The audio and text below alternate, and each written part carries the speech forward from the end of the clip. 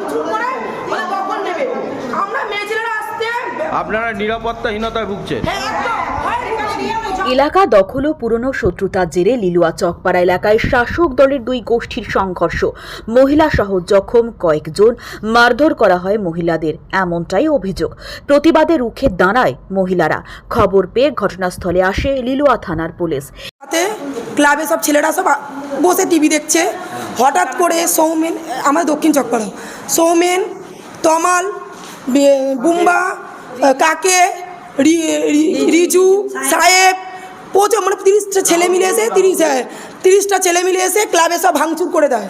ভাঙচুর করাতে ক্লাবের ছেলেদেরকে খুব মারামারি করছে, দীর্ঘদিন সব এলাকা দখল দিয়েছে, দীর্ঘদিন এরকম করছে, দীর্ঘদিন। এই ঘটনায় দুপক্ষের মোট 4 জনকে গ্রেফতার করে লিলুয়া থানার পুলিশ, পেশ করা হয় আদালতে। গতকাল রাতের সেই মুহূর্তের উত্তেজনা ছবি সিসি ক্যামেরায় ধরা পড়েছে।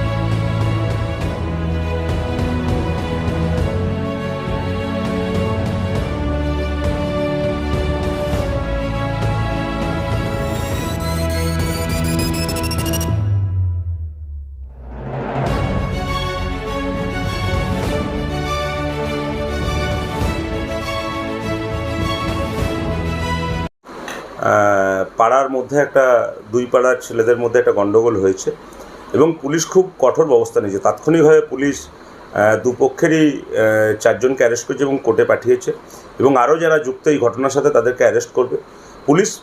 পুলিশের মতো ব্যবস্থা নেবে, আইনের পথে চলবে। এর সাথে রাজনীতির কোনো যোগ নেই, স্থানীয় গণ্ডগোল এবং প্রশাসন সেটাকে তার মতো করে দেখে নেয়।